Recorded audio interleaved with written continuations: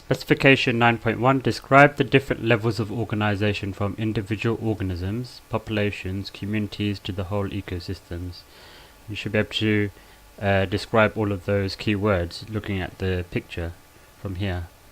So you can see an organism is just a single living individual of a species, and then the population is all the organisms of the same species that are living in the same area.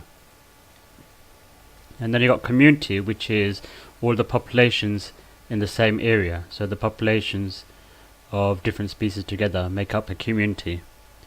And then when you add the non-living component, the abiotic part, the environment, the habitat, with the community, you have the ecosystem. So the ecosystem is all the living organisms, in other words the community of the different populations, with also their interaction with the non-living component, the habitat or environment. And all these organisms in a community of an ecosystem are dependent on one another for things like food, shelter. So that means that they are interdependent. So describe the importance of interdependency in a community. You can see first you got to understand what resources different species require. So we know that plants need space to get light, water, carbon dioxide, oxygen, warmth, and mineral ions. Whereas animals need oxygen for respiration, food, water. They also need shelter from weather, and they can use shelter to avoid predation as well.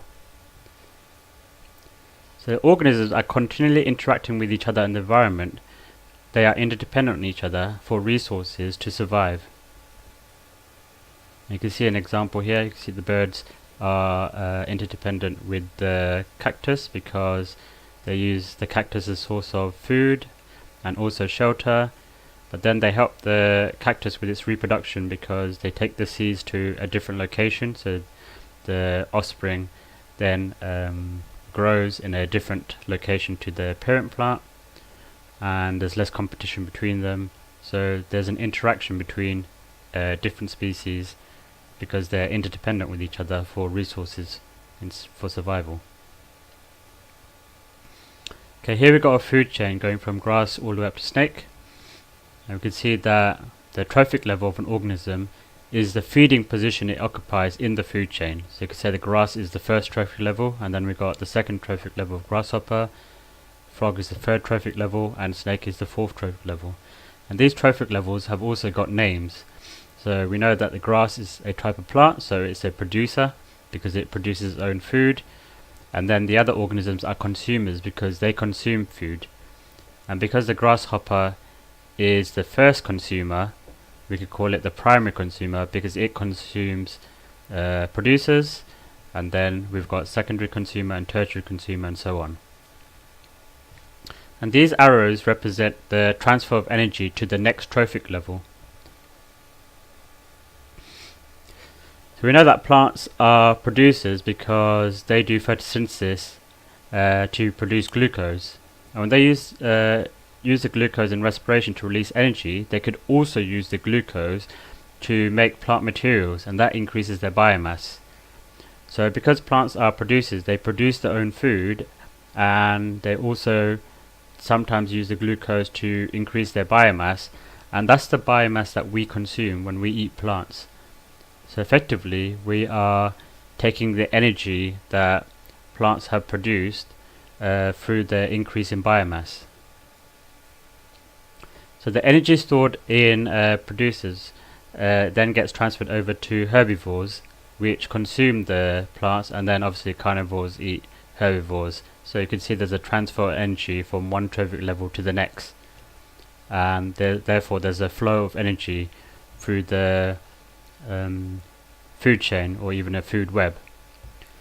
And that energy flows because the energy is stored in biomass and it's then transferred to the next trophic level.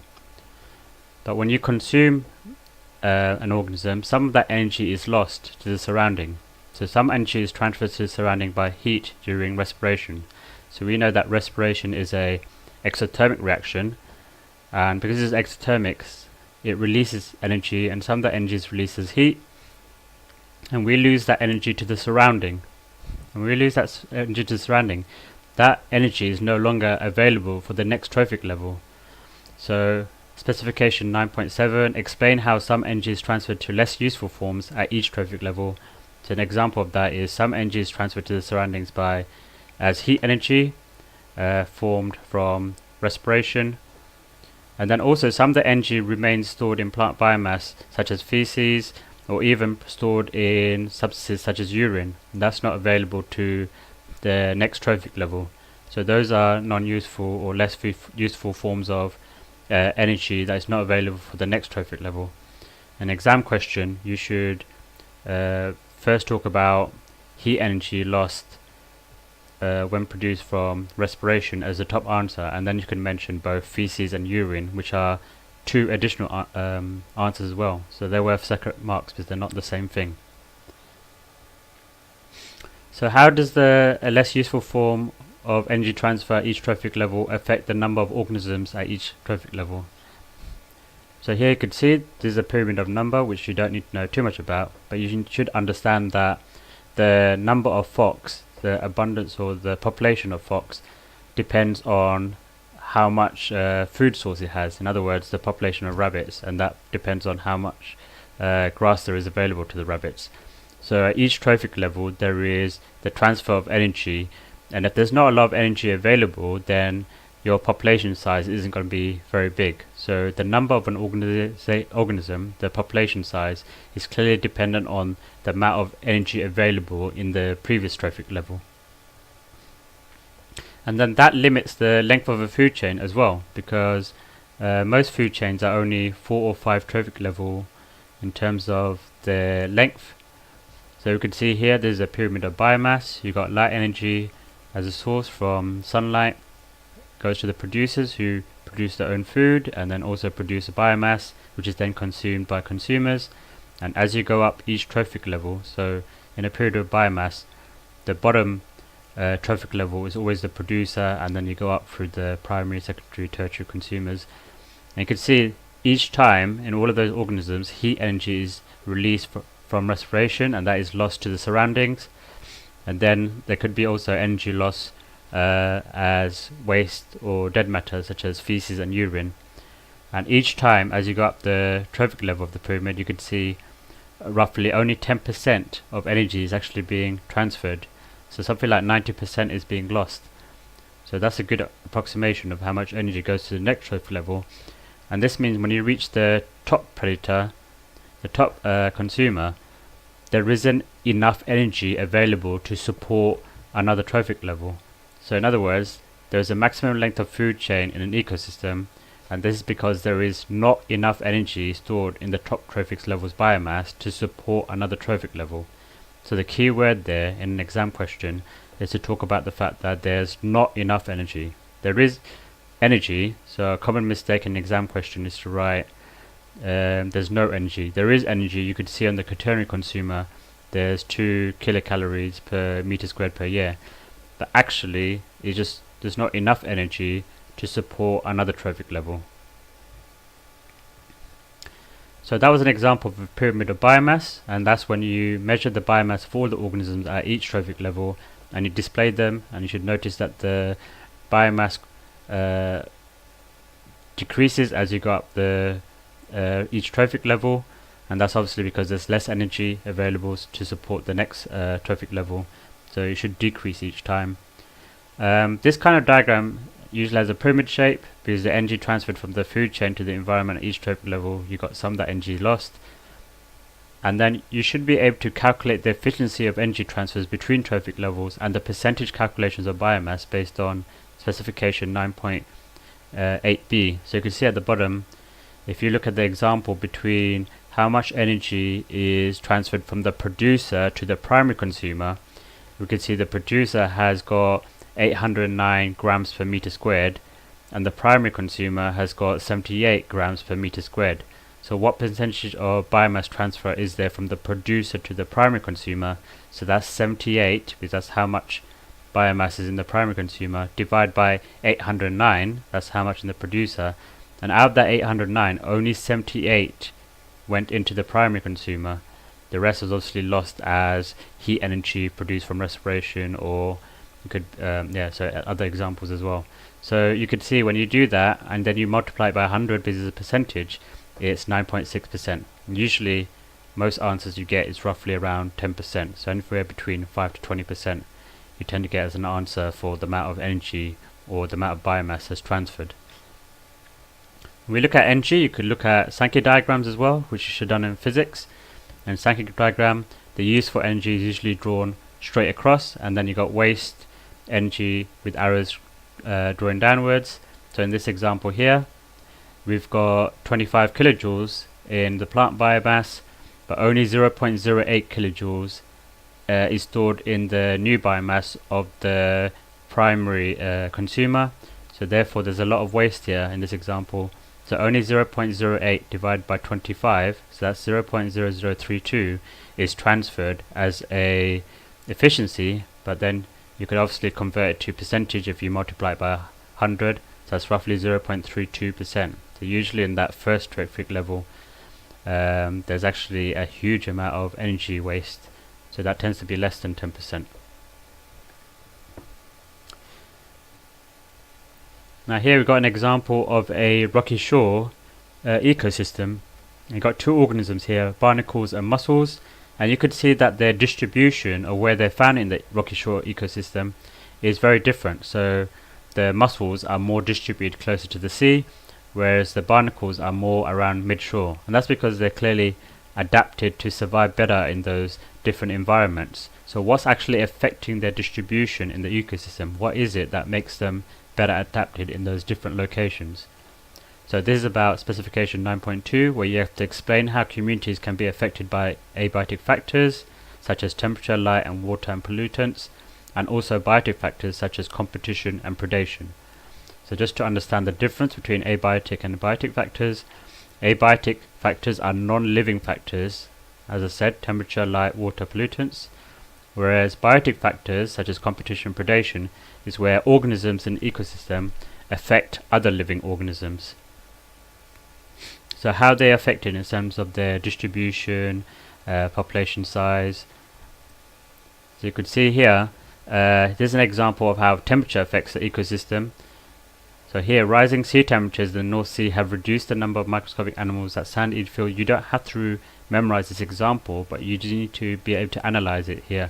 So if microscopic animals numbers are reduced because of an increase in temperature, that means there's less food source for sand eels, and because there's less food for sand eels, obviously there's less energy or biomass available for the sand eels trophic level, and this means that this has an effect on haddock and puffin as well.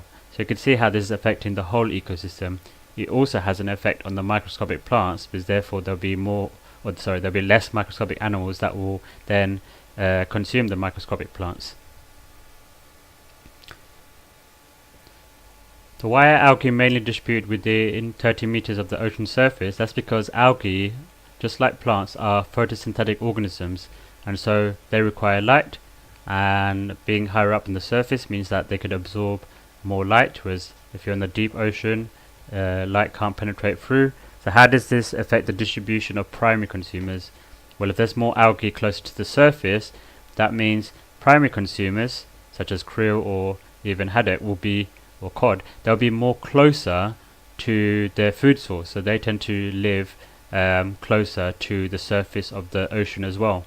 So you can see how you've got another example how light is affecting the ecosystem in terms of where a population of a species is distributed. You find more of that species in the location because of a abiotic factor which is affecting the whole ecosystem.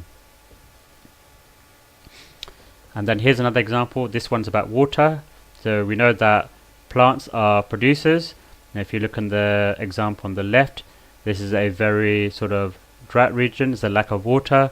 So because there's a lack of water, not a lot of plants could survive in this sort of area. And therefore, if there's not a lot of plants, there's clearly not going to be a lot of primary consumers, and therefore there won't be a lot of secondary consumers. So you can see in this area here, there's not a large distribution or large populations of different species that could survive in this area because of the fact that the drought means that there's not a lot of water available for the producers, which has a knock-on effect for all the other species in an ecosystem that might want to live in this environment.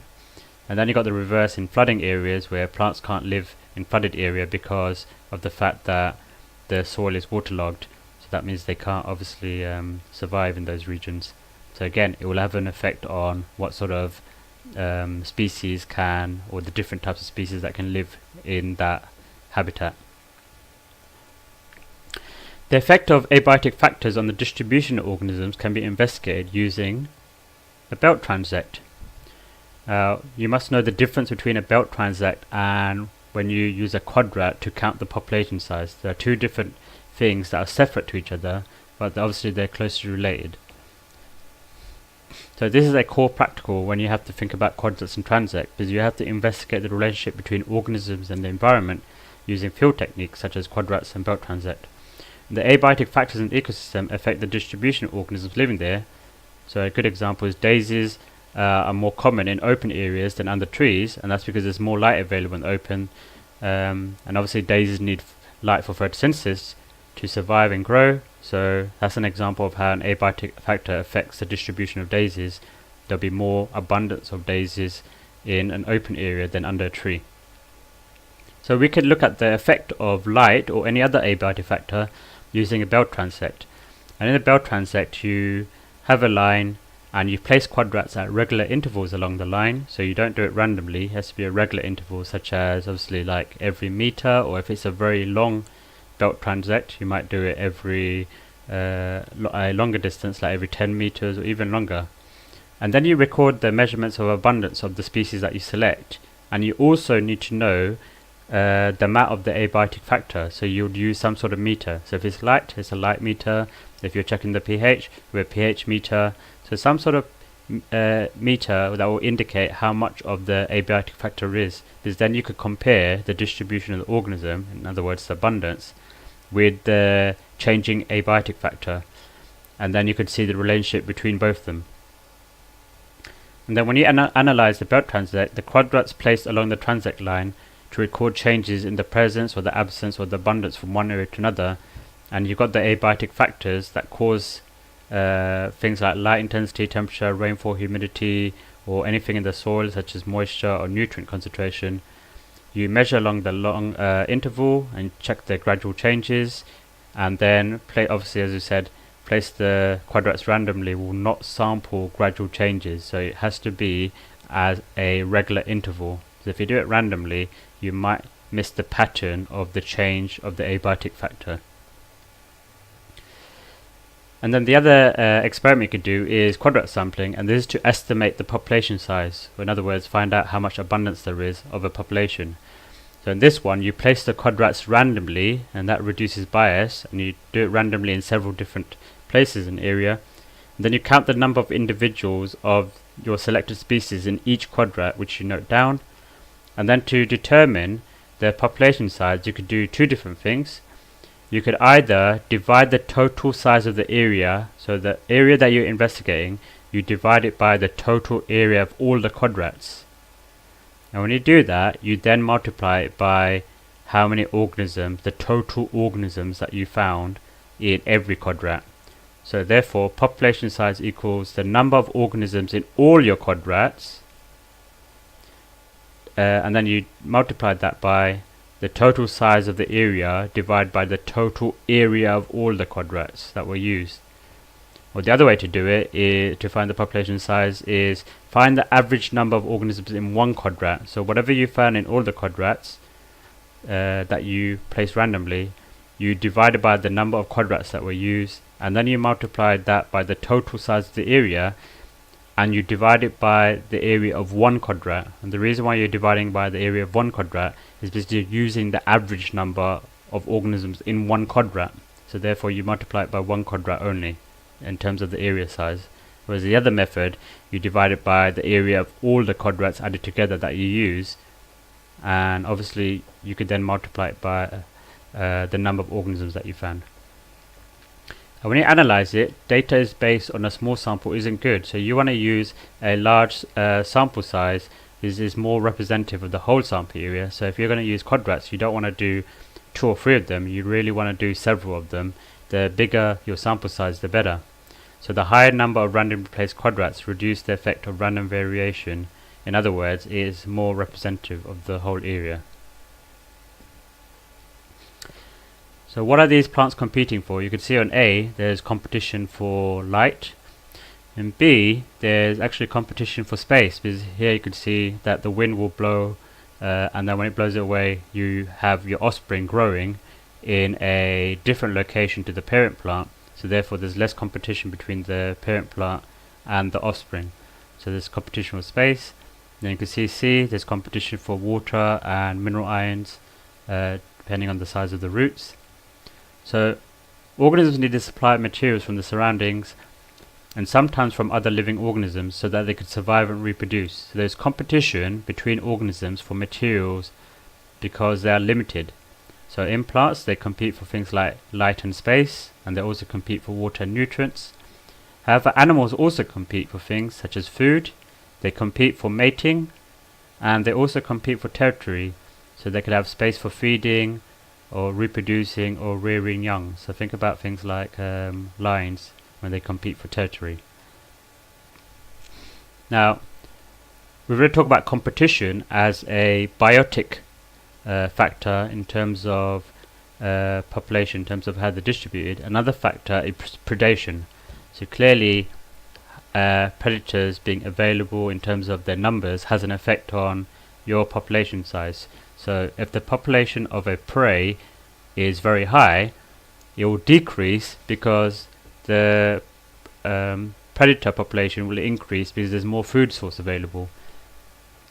But then as the prey population decreases, the predator population will then also decrease because there's less food available. But then when there's less predators, the prey population will then increase again because there's less predator, and then this cycle will continue where the predator numbers will follow on from the prey numbers because of the amount of predation that occurs. And this is known as the predator-prey cycle. And this all affects biodiversity, because usually predators and preys are linked to several different types of organism in ecosystem because of a food web. So it's not just one affecting the other one directly. They could affect the food source of other organisms, and that affects the whole ecosystem, which means it affects biodiversity, which is the number of different species.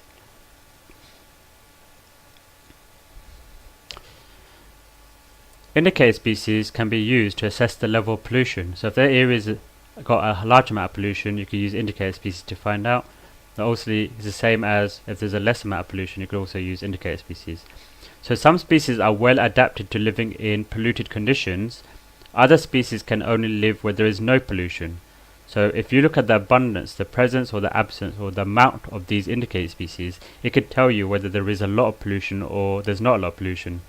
So those species that like to live in highly polluted conditions because they're more better adapted, if there's a large number of them, then that will indicate that the area is highly polluted, whereas those species that can't survive in polluted areas, if you see a large number of them in an area, that means that there is less pollution.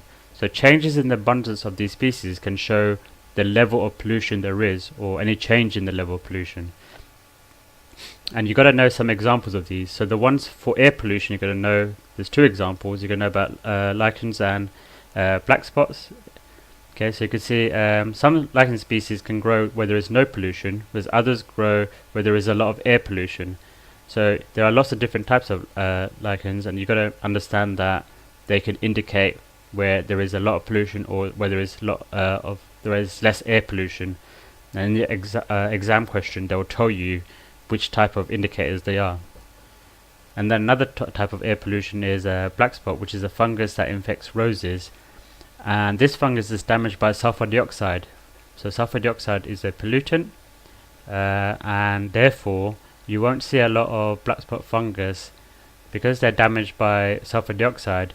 So where there is air pollution, the roses are clear of the fungus, so you won't see a lot of this fungus in areas where or in roses in areas that are highly polluted with sulfur dioxide. So that's an indicator of sulfur dioxide pollution, because its absence will indicate it.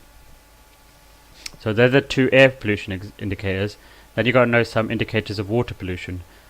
So some examples of highly polluted water regions are bloodworms and sludgeworms, and they can live in water that contains little oxygen. So this is all about oxygen when you're talking about water. How much oxygen is there available?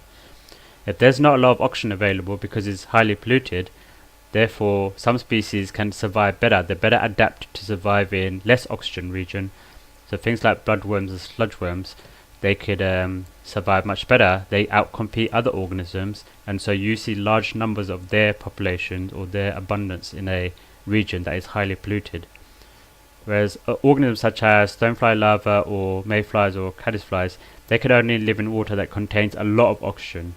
So clearly, if they're absent where they would naturally be found, that means it would be highly polluted. But if you find a large population size of those organisms, that means that the water must be unpolluted. So it's indicating that it's a low polluted area in terms of the water. So those are indicators of water pollution.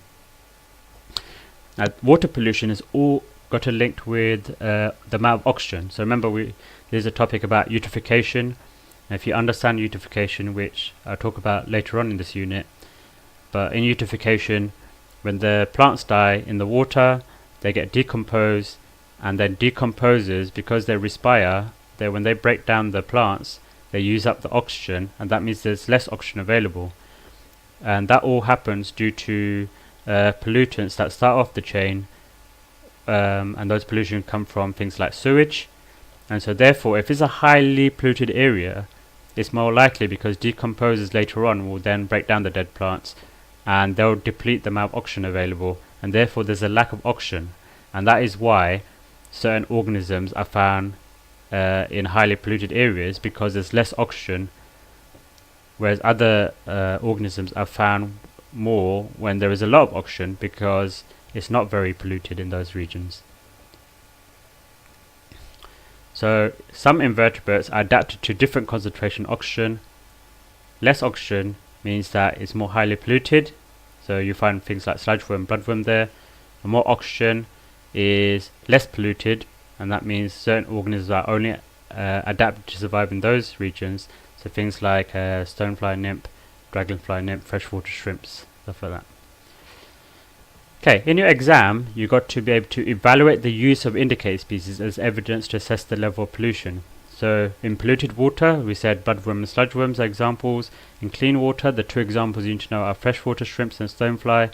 And then air quality, we said that some lichens can indicate highly polluted air, and then some less polluted. And obviously, black spot fungus on roses can indicate if there is a high amount of sulfur dioxide pollution by their absence. And notice that I underlined the keyword evaluate. So although you do want to remember some of these examples, most of the questions they ask you is where you have to use your analysis skills. So you can see here, there's a 6-mark question that came up a couple of years ago, where they took water samples from downstream from 3 different places: country park, housing estate, and factory. They've actually talked about, they're giving you a key showing you which are the highly polluted indicator species and which are the low polluted indicator species. And then they plotted a graph. They're showing you the abundance or their biomass, and the sludgeworm and the rat-tailed maggots are indicators of high pollution, and you could find more of them downstream of the factory. So the rat-tailed maggots found in the factory site, they're found there because of the high level of pollution, and that's because they're better adapted to survive in very high pollution because of the fact that there's a low oxygen content. Whereas the mayfly larvae only live in unpolluted water because they can only survive where there's a high oxygen content, and you tend to find more of the mayfly larvae. There's not a huge abundance of them, but they are found downstream of the country park, which indicates that the country park has less pollution in the water. So you can see how you got to able to evaluate and analyze these questions, and all you're doing is you have to just mention which indicator species are more abundant or there's a higher amount, and then you link it to if they're indicating a high pollution or low pollution. So rat-tailed Maggots and sludgeworm indicate high pollution because of the fact that there's less oxygen in the water, whereas mayflower larvae and water louse or any other organisms they give you, they are indication of low pollution because they can only survive in areas where there's a high amount of oxygen content. Specification 9.4. Describe how the survival of some organisms is dependent on other species, including parasitism and mutualism. So we need to understand what those two key words there mean. So we know that parasites is where feed on other organisms which are known as the host, and this harms the host but benefits the parasite. So examples are like fleas, head louse, and which suck the blood of animals, and when they do that they benefit because they get the nutrients from the blood, but the host does not benefit. So any example of a relationship between two species where one of them benefits and the other one doesn't is an example of parasitism, where the one that does the harm is a parasite and then the other one's the host. But sometimes two organisms have a relationship with each other where both benefit, and these examples they're called mutualism or mutualistic relationships. So any sort of cleaner species such as an oxpecker that cleans organisms like ox, and they get rid of any sort of pests, and then same thing, cleaner species in the sea as well. There are some cleaner fishes, and there's a beneficial for both because the cleaner species can therefore get food as a source, whereas the organism that has the pest, they're getting rid of the parasites. So you can see both species are benefiting here. The best example of mutualism that you should know is based on the nitrogen cycle, where you should know that leguminous plants get nitrates from a bacteria in the soil called nitrogen fixing bacteria, which fix nitrogen to produce nitrates and give it to the leguminous plants. And in return, because plants are producers, the legume plants such as runner beans, they give glucose because they're producers, and then the nitrogen fixing bacteria can use the glucose to respire. So you can see there's a benefit to both species. The leguminous plants gets nitrates so that it can make proteins and grow, and the nitrogen fixing bacteria gets glucose. It makes the nitrates and gives it to the plant and gets glucose in return so it can respire. So both species are benefiting. So in the exam, make sure you explain how each organism benefits in a mutualistic relationship, because you get marks for mentioning both. Here we can see that the world population is increasing exponentially. So that's having an effect, because if there's an increase in population, that means we need more food, and one of the sources of food is fish. So you might know that haddocks population on the sea and oceans are decreasing in terms of the wild stock numbers. So specification 9.9, explain the positive and negative human interactions within ecosystems and their impacts on biodiversity, including fish farming, introduction of non-indigenous species, and eutrophication. So here's fish farming, and fish is obviously used as a source for food. It's very popular because it has a lot of protein. However, if we keep fishing in the wild population, it's not sustainable because their population decreases. So one way to meet that demand is by doing fish farming, and that's obviously increasing. The problem with fish farming is the fact that when you farm the fish, it can produce some pollutants because you're feeding the fish, and some of that pollutants go into the ocean or the sea, and that increases pollution in the region. And also all the fish are being farmed in a very small area, so it's very easy for disease to spread among the fishes that are being farmed, but then they could also spread to the wild fish and kill them as well. So those are the problems with fish farming. But the huge benefit of fish farming, the advantage, is the fact that if you're farming fish, you're reducing the fishing of wild fish. In other words, less wild fish are being captured, and that will replenish their stock numbers. So if any of them have decreased in population size, because you don't fish for them, they'll start to increase again. And the other advantage obviously is if you're farming fish, there's more food available for the exponentially increasing world population of humans. Now we've got to relate the human effect on ecosystem for non-indigenous species and eutrophication as well. So grey squirrels are invasive species. They're not naturally found in the UK, and they've had an impact on the red squirrels, and they were introduced into this country. Most likely they came across by boats from America. So here's an example where species wasn't accidentally introduced to a new habitat. The population of cane beetles in Australia has dramatically increased, and this has an effect on sugarcane crops, so the sugarcane crop yields decreases. So how did farmers control the numbers of the cane beetles? Well, what they did is they introduced cane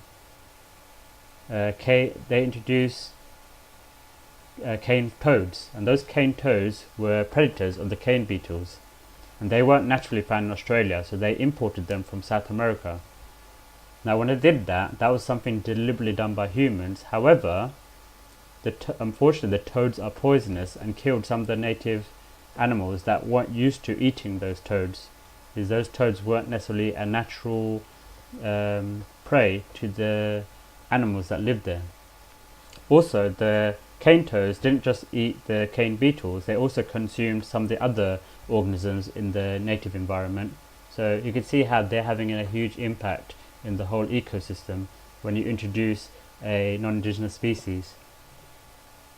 And then the last example of impact is that obviously there's a lot of farming that's happening, and that involves using a lot of nitrates added on fertilizer, and some that gets washed off and causes a pollution known as eutrophication. So one major pollutant of water is nitrates. The nitrates enter the water, it could be entering through untreated sewage, which is the sort of sewage that we have from an increase in population size, so people living in houses, and then obviously the sewage goes into places like water sources such as rivers, and then also through additional farming, because the food is required from excess fertilizer that goes into the water, and this causes eutrophication. And obviously in eutrophication we've got excess nutrients from fertilizer and sewage. They get flushed into rivers and lakes, and when they do that, because it's got nitrates in them, that means the plants can use the nitrates to grow, because they use nitrates to make amino acids and proteins, and then they grow using the protein.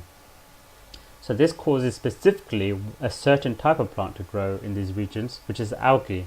And you can see you then start having algae growing, because they grow on the top layer because they need sunlight for photosynthesis.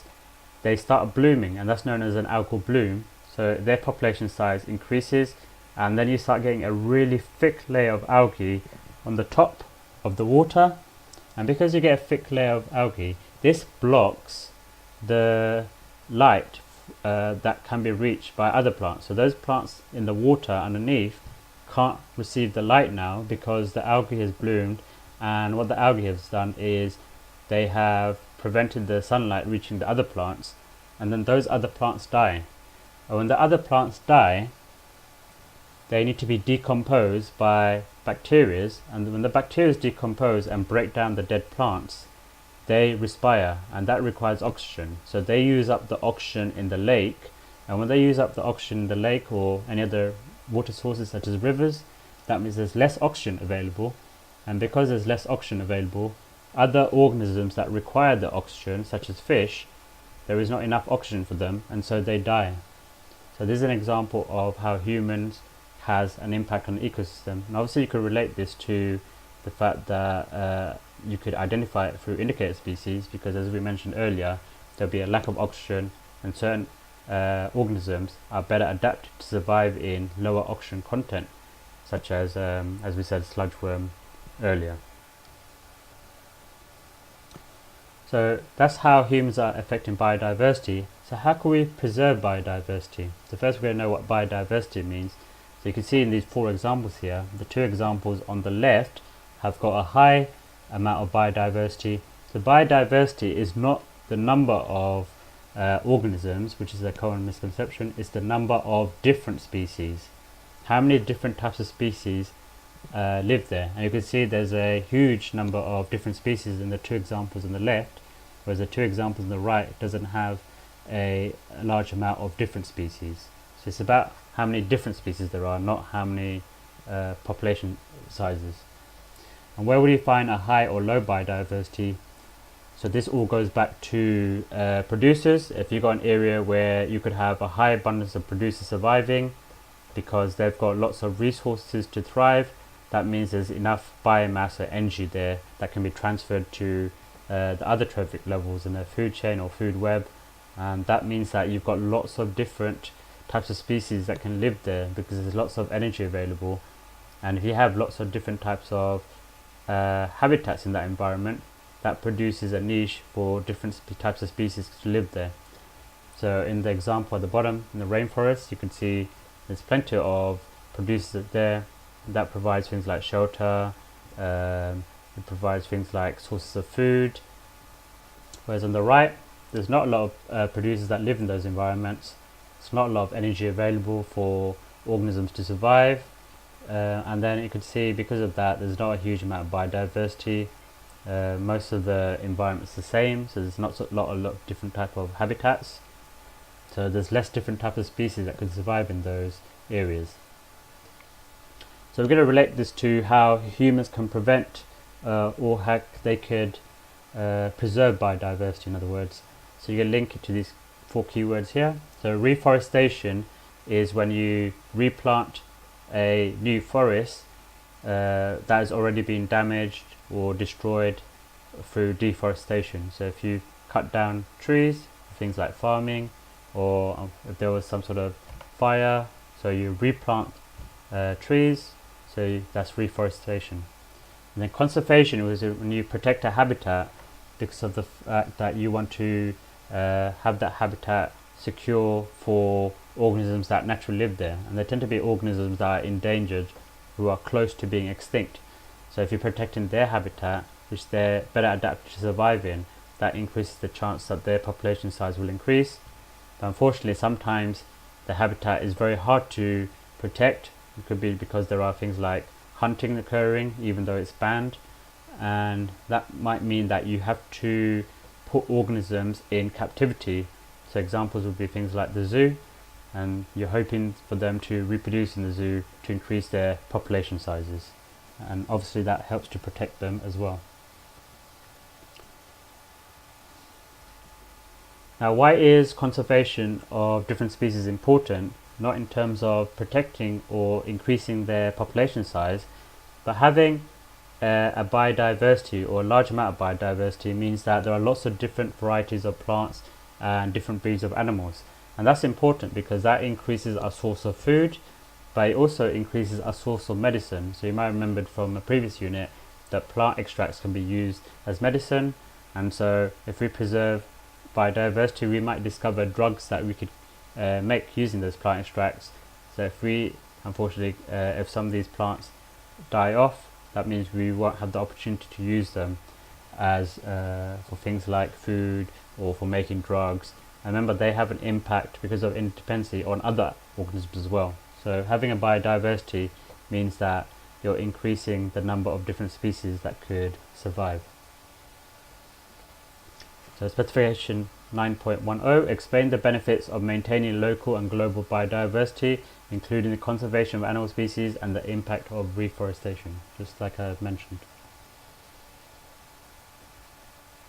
Okay, as we said, the world human population is increasing exponentially. So 9.11b, describe the biological factors affecting the levels of food security, including those different factors. So first of all, we're going to know what food security is. And food security means that having access to enough safe and healthy food. So not just access to food, it's got to be safe and healthy at all times. So you can see the world population is increasing, and because it's increasing, that means there's less food security because the access to safe or healthy food is decreasing due to an increase in human population. So we're going to come up with ways of making food more secure. And so obviously you can do things like use fertilizer, or if you look at previous units, we understand things like selective breeding or using genetic engineering. So one of the problems is the fact that how some people, or more and more people, are having a preference to eating things like meat and fish, as opposed to eating things like plants that produce protein.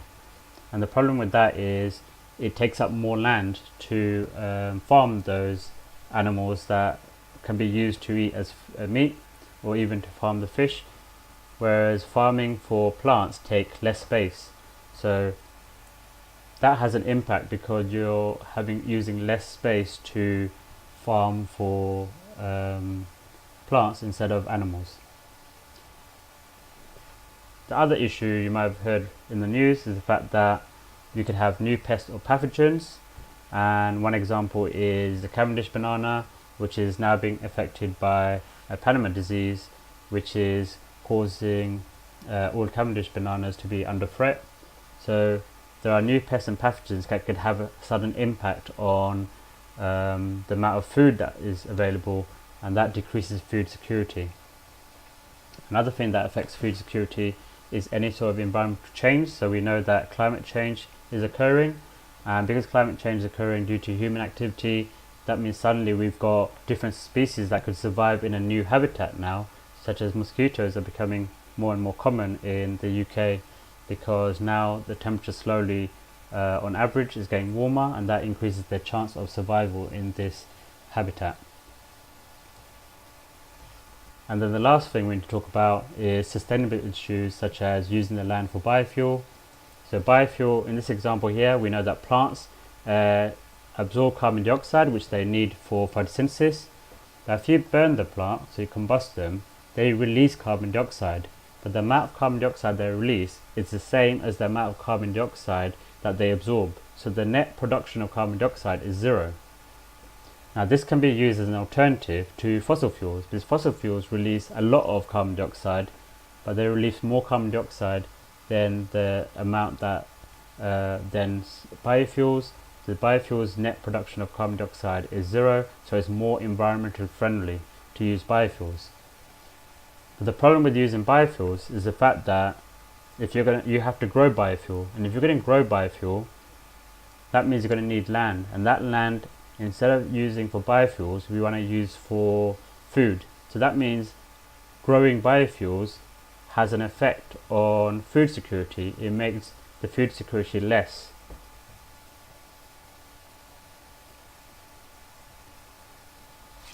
Okay, so in the water cycle, it's all got to do with evaporation and condensation, and also transpiration. So if you look at the sea and ocean, there's evaporation of water, and when that water evaporates, there's also evaporation of water from plants, and that's called transpiration, which you know from a previous unit. And then that water that is now in the air, in the atmosphere, it starts to condense, and it condenses, it rains, and that obviously water goes back into the land, or could go into the sea or the ocean. And when it condenses and rains, that water can then be used as a clean source for drinking that is available. Now the problem is, in some areas there's not a lot of rivers, or they can't collect a lot of rain. So in some areas of the world where it's hot and dry, they suffer drought. There's not a lot of water available for drinking, so they don't have a lot of potable water, that is water that is fit to drink. However, if they're close to the sea, so places like Saudi Arabia, what they do is they produce drinking water from salt water, and that process is called desalination. And the way to do that is use distillation. So we know in distillation that you've got sea or salt water, and if you boil it up to 100 degrees Celsius, which is the boiling point of water, the water will boil and evaporate, but the salt would stay behind, because the boiling point of salt is much higher than 100 degrees Celsius, and that means that you can then condense the water, and when you condense the water, you then get fresh water, which is potable, so you can drink it, in other words. And that is done in certain countries like Saudi Arabia, where they don't have an access to lots of pure water that they can use, so instead they distill water by using desalination and distillation to make potable water. And then we've got two other cycles that we're going to understand in terms of chemicals being recycled. So we've got the carbon cycle next. And the carbon cycle, the carbon atoms are mainly part of a molecule called carbon dioxide, and they are absorbed by plants for photosynthesis. And plants then turn them into carbohydrates such as glucose, or obviously they could store it as starch or convert it to sucrose to translocate around the plant. And then they can also use the glucose to make plant materials, as we talked about previously. So that means that increases their biomass, and that biomass we can then I'll talk about later on. But first, plants can release some of the carbon dioxide that they absorb to make glucose, and that glucose can then be used to in respiration, and that releases carbon dioxide. So plants release carbon dioxide through respiration, and then the biomass I just talked about, we can consume it, and when we consume it, now we've got carbon atoms in our body, and that increases our biomass, and we can use the glucose that we consume for respiration as well, and that releases carbon dioxide into the atmosphere. And then any plants or animals that are not consumed, that die, they can be decomposed by bacteria or fungi. So decomposers can break down the dead plants or animals, and they use that material to respire, and when they respire, they also release carbon dioxide. So this is all related to photosynthesis and respiration. Sometimes the dead plants or animals don't get decomposed, and instead they could be used to make fossil fuels, and we could burn the fossil fuels, known as combustion, and that releases carbon dioxide as well. So in this example, dead plants and animals that are buried very quickly and that don't get decomposed through loss of pressure, millions of years, they convert to fossil fuels, and we could combust those fossil fuels, and that's another source of releasing carbon dioxide. So that is the carbon cycle. It's all got to do with three different reactions: photosynthesis, respiration, and combustion, and then it's related to different types of biotic factors such as plants, animals, and decomposers. Moving on to our last cycle, where material are recycled so we don't run out of these material. This is the nitrogen cycle. And from previously, remember we mentioned that plants can convert glucose into other materials, plant materials, that increases their biomass. So how do plants make amino acids using glucose? And you can see here they could add nitrogen to glucose and convert it to amino acids, which they could use to make proteins, and then they could use the protein for growth and repair. So that means plants need a source of nitrogen to grow, and that source of nitrogen comes from nitrates, which they get from the soil. So that means that they need to have nitrates available in the soil so that they could use the nitrogen or nitrates to make amino acids and proteins, which they can use to grow. So in this example here, the nitrogen cycle, you got to know 4 different types of bacteria. So the specifications talks about the fact that you need to know about the roles of these bacteria in the nitrogen cycle. So if you remember the role, that will be extremely helpful. So first you got to understand that there is nitrogen fixing bacteria that lives in the root nodules or soil, and they live obviously in the root nodules of legume plants. And they fix nitrogen gas. When they fix them, they produce nitrates, and that nitrates they can then is available to plants, and then obviously those leguminous plants can give glucose in return as their producers, and that is a mutualistic relationship. So one type of bacteria is nitrogen fixing bacteria and fix nitrogen, and they live in the root nodules of legume plants. Then you've got decomposers. So decomposers break down dead plants and animals, and they convert the dead plants and animals their proteins into, and the urea also that is excreted, into ammonia. So dead plants and animals, the proteins and urea are converted to ammonia by decomposing bacteria found in the soil. And then this ammonia is converted to nitrates by another bacteria called nitrifying bacteria. So nitrifying bacteria convert ammonia to nitrates. And then there's a fourth bacteria that does the reverse. They convert nitrates to nitrogen gas and ammonia, and they're called denitrifying bacteria. So how do these four bacteria interact with plants and animals in the nitrogen cycle? So here we've got a nitrogen cycle, you've got nitrogen in the atmosphere, and plants uptake nitrates from the soil, which is their source of nitrogen. So that nitrogen in the atmosphere has to be converted to nitrates. And there are lots of different sources, such as lightning can fix nitrogen and react it with oxygen, and that goes into the soil when it dissolves in the rain. But obviously we can add fertilizer to the soil, and that increases the source of nitrates.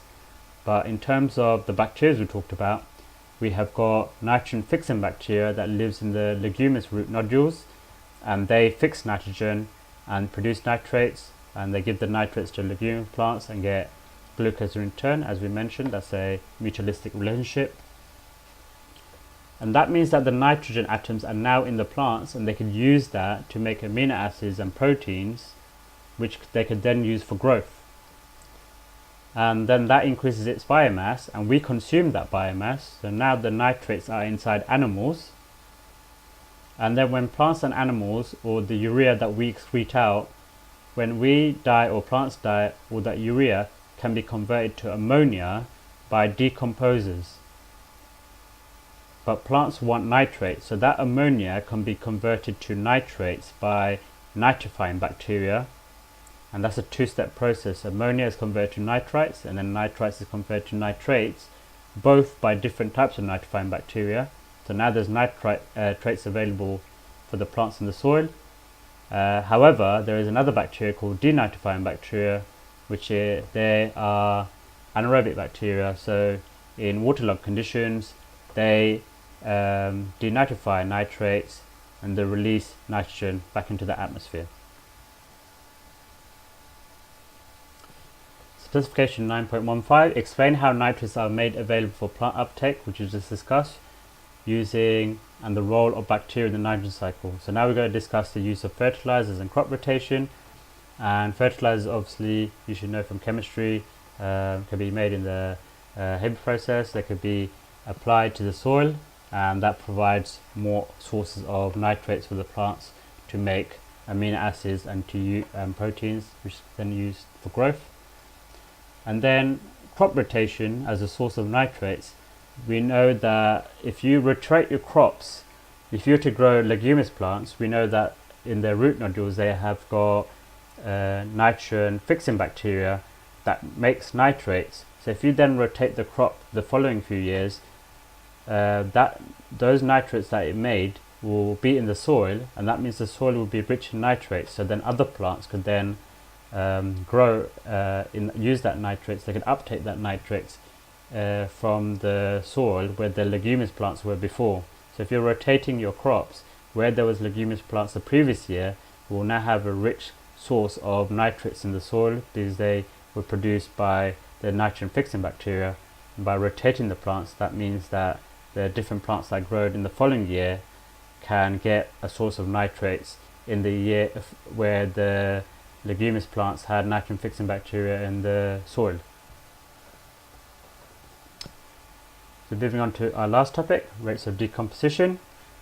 So this is where you should not leave milk out of the fridge for too long, or leave obviously the bottle cap of the milk open, and that's because it spoils the milk, so it causes decomposition of the milk.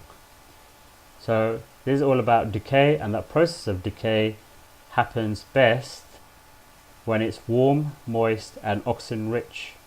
So obviously when you take your milk out, you're leaving it in a more warm condition out of the fridge, and if you leave the lid open, you're providing a rich source of oxygen.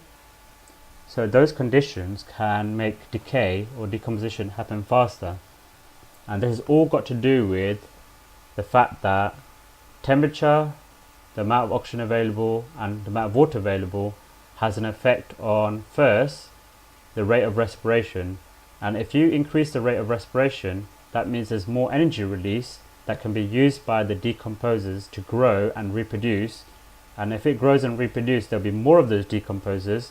Now, if there's more decomposers, the rate of decay or decomposition will increase. So why do these factors cause those changes? It's because temperature affects the enzymes in respiration. So a warm temperature means that the rate of respiration will increase, so there'll be more energy release for growth and reproduction, and therefore there'll be an increase in decomposition or decay. And a lower temperature will mean less respiration, less decomposition, growth and reproduction, and therefore less decay. And to a higher temperature will denature those enzymes. So the temperature is linked to enzymes involved in respiration, and it's all about the decomposing, growing and reproducing. If they grow and reproduce really fast because they have more energy from respiration, then the rate of decay will increase, and that's got to do with them having the optimum temperature. So warm temperature provides that. A low temperature like the fridge or freezer will reduce that effect. A really high temperature will also reduce the effect because it will denature the enzymes. And then oxygen also has an effect on the growth and reproduction of decomposers, because it is a reactant in respiration. So therefore, the more oxygen available, the more reactant is available for respiration, the more respiration, and just like I discussed for temperature, there'll be more growth and reproduction of decomposers, and therefore that will increase the decay. So the more oxygen available, the higher the rate of respiration, more energy for growth and reproduction, a faster rate of decay or decomposition. And the last one, water, means that the decomposers are more healthy, and again that also helps them to grow faster and to reproduce more, and if they're doing that, there'll be more of them, and there'll be more decomposers, means that there's more decay. So those are the three factors that could affect the rate of decomposition, and they're the conditions that you don't want to spoil your food. So how can we preserve our food so that we can prevent decay? So obviously we could put food in the fridge or in the freezer, and that decreases the temperature, and if you decrease the temperature, clearly that means that there's going to be less respiration, less energy release for decomposers to grow and reproduce, and therefore the rate of decay will be less.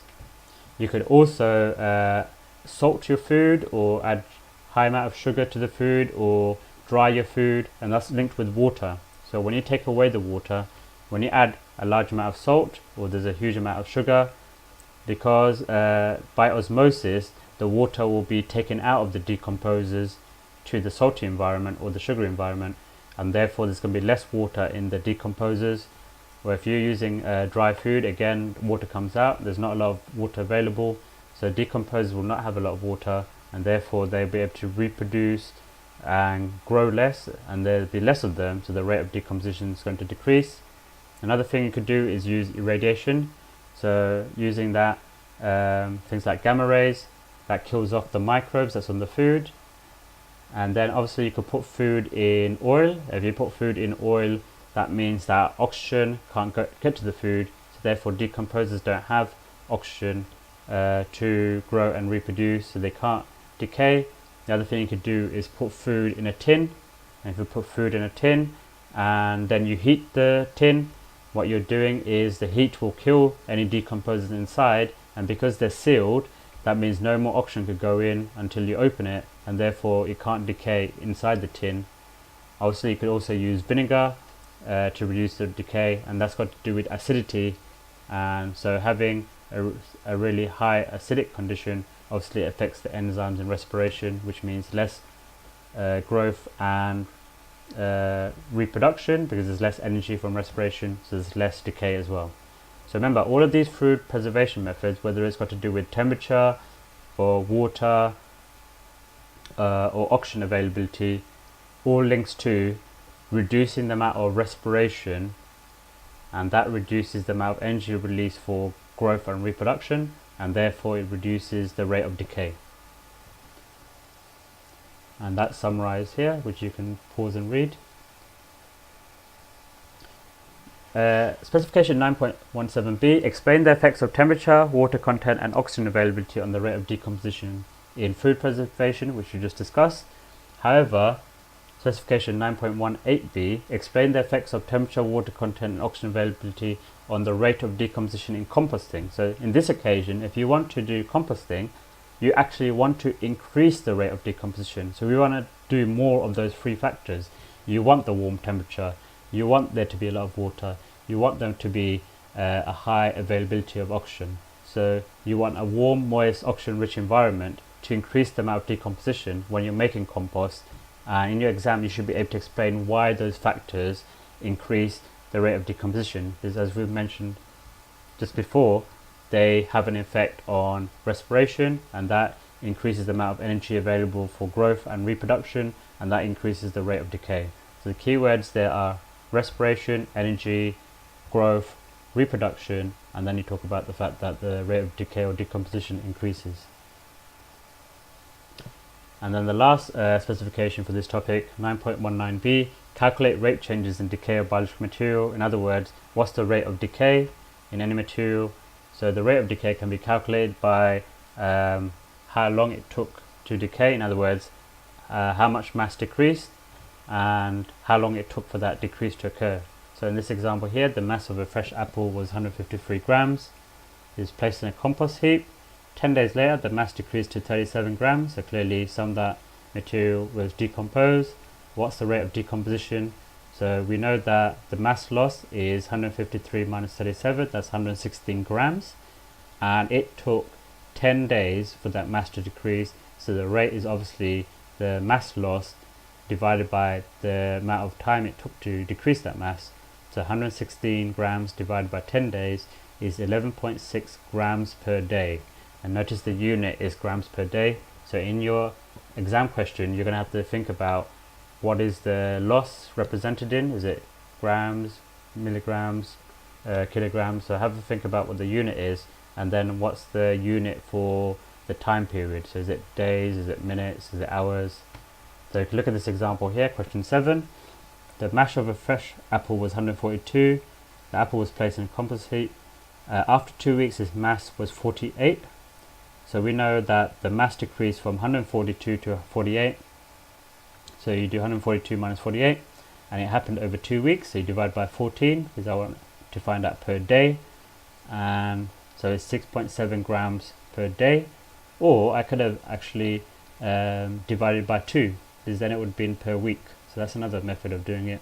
So think about what the question wants you to do. In this example, it didn't ask for per day or per week. So it's obviously a choice. But in your exam, they might give you the unit already. So you've got to make sure that you're using the same units. Explain any difference in the rate of decomposition between two apples. Well, it was placed in a cooler part of the garden. So if it's colder, you can see in this one, if it's colder, that means the rate of decomposition was lower. It was 6.7 grams per day compared to the 11.6 grams per day of the first example. And that was because it's cooler. That means a lower temperature affects the enzymes in respiration. So less respiration happened. Therefore, there was less energy released for growth and reproduction. And because there's less growth and reproduction, the rate of decomposition was lower. So explain how the lower temperature affects the enzymes, and then obviously talk about respiration, energy, growth, reproduction, and that effect on the rate of decomposition.